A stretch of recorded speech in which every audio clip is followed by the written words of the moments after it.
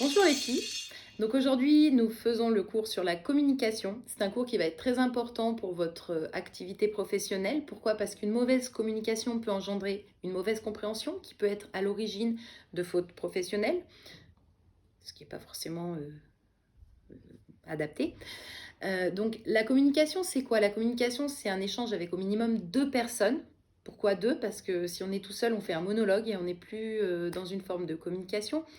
La communication va toujours revêtir la même forme, c'est-à-dire qu'il va y avoir un émetteur, c'est celui qui va envoyer le message, un récepteur, c'est celui qui le reçoit. Le message, donc c'est le contenu de l'information qui est transmise, et la manière dont elle est transmise, c'est le canal. Donc ça déjà, vous avez la structure de la communication. Donc les canaux peuvent être verbaux ou non verbaux, ou alors forcément écrits. Vous avez les registres. Donc les registres, qu'est-ce que c'est? Je vous ai parlé de message tout à l'heure. Le message peut être donc verbal.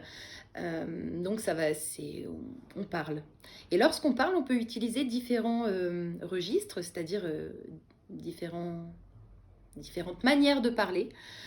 Vous avez le registre familier, on appelle ça aussi le langage familier. C'est celui que vous pouvez utiliser avec vos amis, voilà, à l'extérieur. Donc ça, c'est un langage qui contient pas énormément de mots et qui peut contenir de l'argot, des mots qui ne sont pas forcément français ou issus de la langue française. Vous avez le langage courant, ou alors tout simplement on peut parler de langage. C'est celui que vous utilisez tous les jours avec des mots simples, des phrases relativement courtes, un sujet, un verbe, des phrases construites. Voilà, donc ça c'est le langage. Et puis après vous avez le langage soutenu, où là il se compose d'un vocabulaire plus riche, qui peut être plus spécifique à une activité professionnelle, à une appartenance, et les phrases sont beaucoup plus complexes. Donc c'est très important de savoir à qui on s'adresse, parce qu'effectivement, vous n'allez pas parler avec un langage soutenu avec vos amis que vous fréquentez, avec qui vous allez faire des repas tous les week-ends. Voilà, il faut adapter le registre du langage. Ensuite, vous avez les formats de communication. Les formats de communication, c'est quoi? Donc, tout à l'heure, je vous disais au minimum deux personnes dans la communication. Donc, s'il y a deux personnes, c'est ce qu'on appelle une communication interpersonnelle, c'est-à-dire entre les personnes. En revanche, si vous avez un groupe de personnes, c'est-à-dire au-delà de deux, vous êtes dans ce qu'on appelle des communications de groupe. Et vous verrez sur vos cours, en fonction de comment sont disposées ces communications, vous allez avoir différents... en fonction des activités professionnelles ou du contexte, vous verrez que dans les communications de groupe, les personnes peuvent être disposées d'une manière ou d'une autre. Donc ça, je vous laisserai vous référer au cours et vous savez que je reste à votre dispo si vous avez des questions par mail ou par téléphone. Les niveaux de communication. Qu'est-ce que les niveaux de communication? Donc un niveau de communication, c'est-à-dire que quand vous allez être en activité professionnelle, vous allez parler avec vos collègues dans la structure, c'est ce qu'on appelle une communication interne, où vous allez pouvoir être aussi amené à parler avec l'extérieur, par exemple un médecin, ou voilà. Et ça, c'est ce qu'on appelle des communications externes. Donc il n'y a rien de sorcier, tout est dit dedans. Ensuite, ce qu'il faut savoir, c'est dans le cadre de la communication où vous avez des obstacles. Alors les obstacles, il n'y a pas de choses définies. Mais dès lors que le contexte de communication dans un cadre d'écoute est entravé, vous pouvez avoir des obstacles à la communication. Donc je vous ai donné plusieurs exemples sur vos cours. Ça peut être si vous êtes dans une structure très bruyante, ça peut être le manque d'écoute, ça peut être le manque de place, donc vous transmettez les informations comme vous pouvez. Ça peut être le manque de lien dans une équipe aussi, quand on ne se donne pas de rendez-vous, quand on n'échange pas. Donc c'est très très important. C'est très important de mettre en place des moyens efficaces pour pouvoir communiquer avec une certaine qualité. Vous allez voir à la partie 6 de votre cours les moyens qui favorisent une bonne écoute. Donc pour le moment, nous allons arrêter la vidéo ici et puis je reprendrai une vidéo suivante. Donc en fonction de là où vous allez être amené à travailler, vous allez peut-être avoir des liens avec une équipe. Donc vous allez être amené à communiquer avec cette équipe, c'est ce qu'on appelle une communication interne. Et puis vous allez être probablement amené à communiquer avec des gens de l'extérieur, des médecins, des parents, enfin. Et là, c'est ce qu'on appelle une communication externe. tous ces schémas de communication, je pense que vous avez tous vécu à un moment donné une information qui a été donnée par quelqu'un et que vous n'avez pas forcément comprise comme elle aurait dû l'être. Euh, Probablement parce qu'il y a eu un obstacle, quelque chose qui a ralenti votre communication, qui a ralenti, enfin en tout cas qui a diminué l'efficacité de votre échange.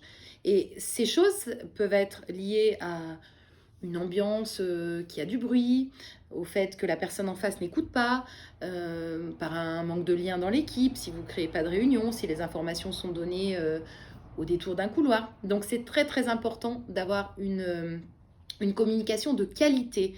Et qu'est-ce qu'une communication de qualité? Une communication de qualité, c'est déjà une écoute de qualité. Une écoute de qualité, c'est quoi? C'est lorsque vous recevez une information, essayez dans la mesure du possible la neutralité. Ce que j'appelle moi la neutralité bienveillante, c'est-à-dire une neutralité sans jugement. Pourquoi? Parce que dès lors qu'un émetteur vous envoie un message et qu'il se sent écouté, c'est comme vous, quand vous parlez, si vous avez l'impression qu'on ne vous écoute pas, la qualité de la communication va vite se dégrader. Donc déjà, une écoute de qualité. Vous pouvez également reformuler, c'est-à-dire qu'une fois que vous avez reçu une information, si vous n'êtes pas sûr de l'avoir comprise, vous pouvez reformuler. Par exemple, on me dit je viens chercher Mathéo à 18h.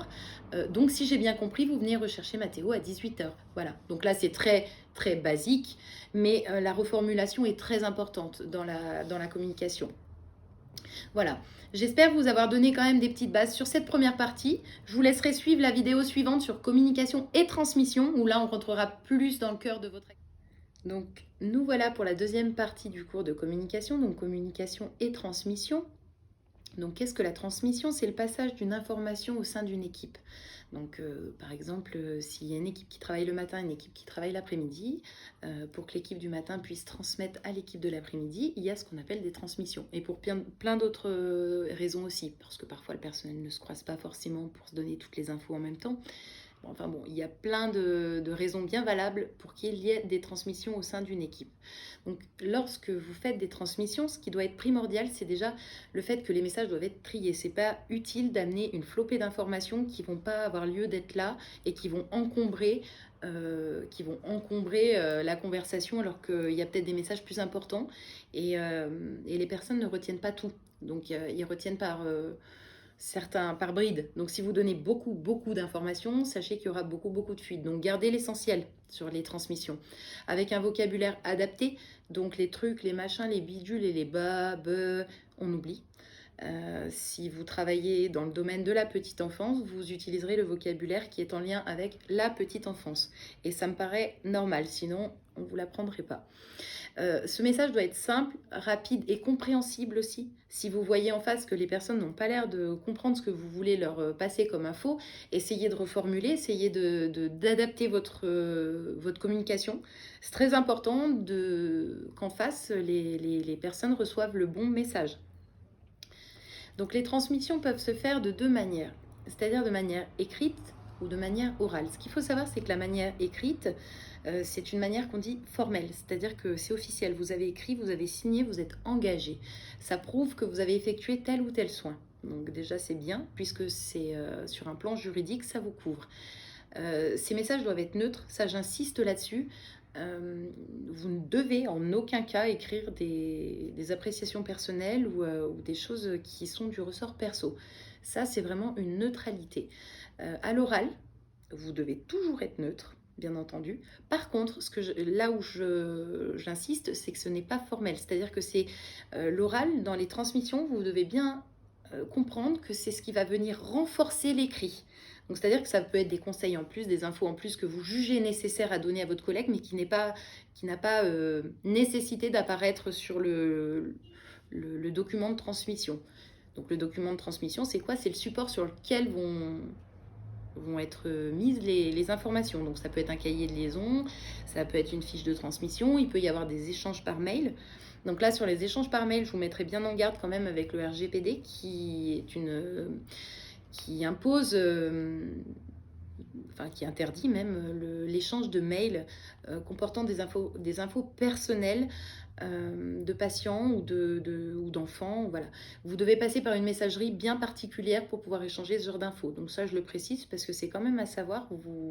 C'est pas avec votre bibi 38 arrobase je sais pas quoi que vous allez échanger ce genre d'infos. On est d'accord, vous passez par une messagerie bien particulière.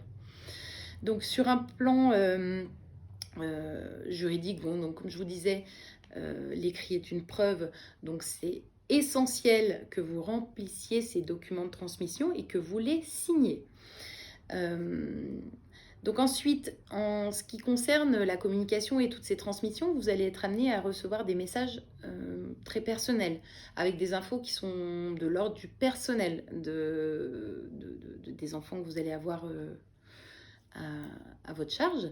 Il faut savoir quand même que vous êtes tenu, et ça on ne vous le dit pas forcément puisque vous êtes censé le savoir, au secret professionnel. Donc le secret professionnel, c'est quoi? C'est que si vous avez dans la crèche où vous travaillez un enfant, ou même dans la maternelle, vous avez un enfant, c'est le voisin de la belle-sœur de votre ami, c'est très bien, sauf que vous gardez toutes les infos pour vous, parce que sinon, le manquement à cette obligation est puni de 10 à 15 000 euros d'amende et de peine de prison. Donc comme je vous le disais sur votre course, c'est quand même pas forcément top euh, dans, dans sa carrière professionnelle quand même. Voilà. Donc n'hésitez pas. Le cours sur la communication est terminé. Comme vous avez pu le comprendre, il n'est pas compliqué. Il nécessite quand même un petit peu d'apprentissage. Si vous avez besoin de quoi que ce soit, n'hésitez pas. Je reste joignable par téléphone et par mail. À bientôt!